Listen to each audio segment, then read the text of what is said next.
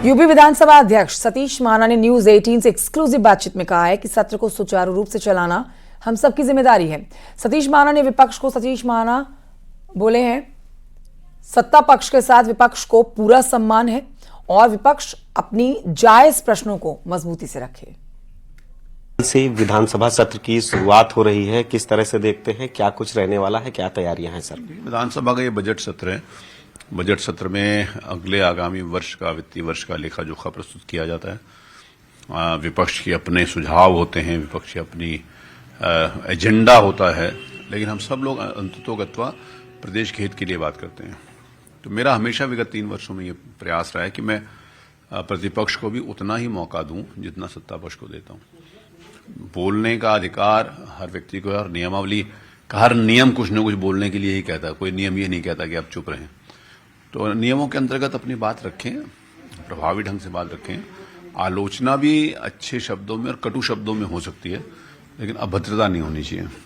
सरकार की तरफ से भी मैं इस बात को बड़े गर्व के साथ कहता हूं कि मुख्यमंत्री जी के द्वारा हमेशा जो भी विषय रखा जाता है बड़ा प्रभावी रखा जाता है और उसको पूरा देश फॉलो करता है।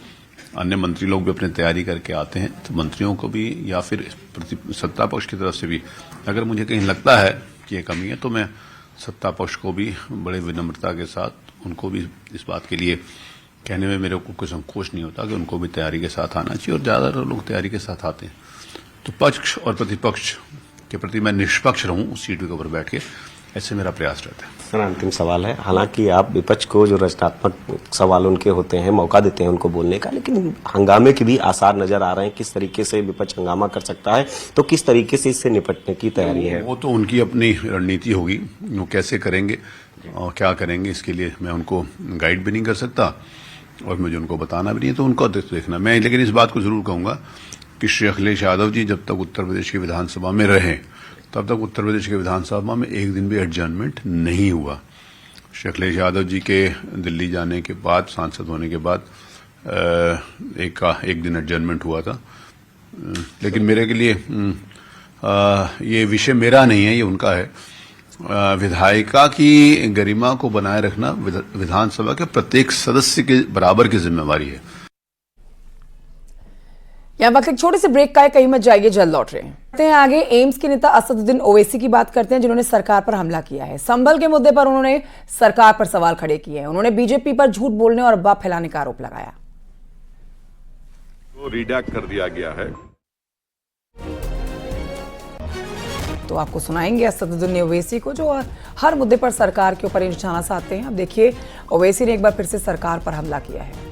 संभल का मुद्दा हो, उस पर वो खुलकर बोल रहे हैं और सरकार पर सवाल खड़े कर रहे हैं। सुनिए।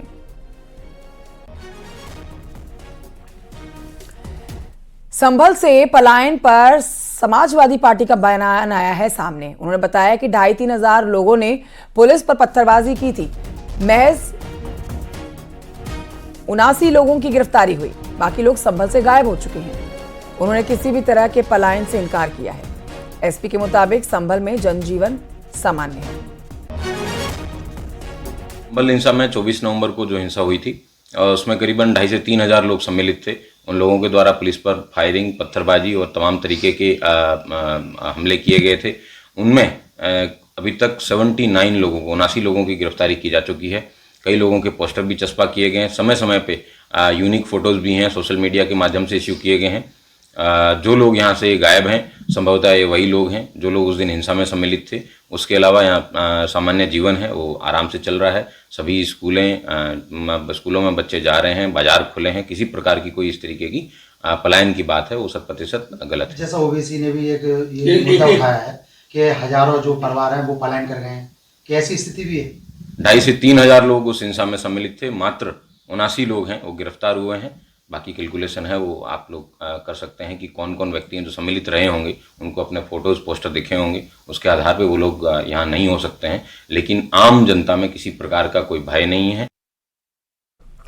बस्ती में एनकाउंटर के दौरान बदमाश के पैर में गोली लगी है, जिसे जिला अस्पताल में भर्ती कराया गया है। उसके पास से अवैध असला, कारतूस, लोहे की रॉड बरामद कर ली गई है। पुलिस के मुताबिक वो एटीएम तोड़ने और नकबजनी के कई मामलों में वांटेड चल रहा था।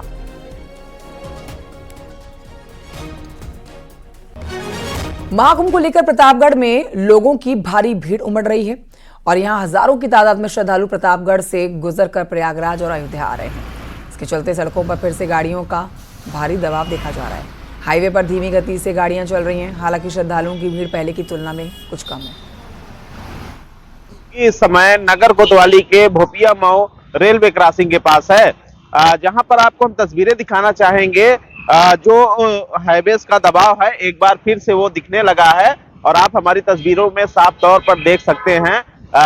यहाँ पर लंबी लंबी जो है वाहनों की जो है लाइनें लग रही हैं। दोनों तरफ से बराबर जो निजी वाहन है वो आ रहे हैं और जा रहे हैं। तो आप साफ तौर पे तस्वीरों में देखकर ये अंदाजा लगा सकते हैं। यहाँ पर जो गाड़ियों की स्पीड है उस पे कहीं ना कहीं ब्रेक लगा हुआ है, गाड़ियां रेंगते हुए आगे की तरफ बढ़ रही हैं। हालांकि जाम की कोई स्थिति नहीं है और सामने आप देख सकते हैं कि यहाँ पर पुलिसकर्मी भी तैनात हैं जो कि लगातार मॉनिटर कर रहे हैं और गाड़ियों को लगातार अयोध्या की तरफ पास करा रहे हैं और सामने से जो गाड़ियां आ रही हैं उसको प्रयागराज की तरफ पास करा रहे हैं। तो कहीं ना कहीं महाकुंभ को लेकर जो हाईवेज का दबाव है वो लगातार बना हुआ है।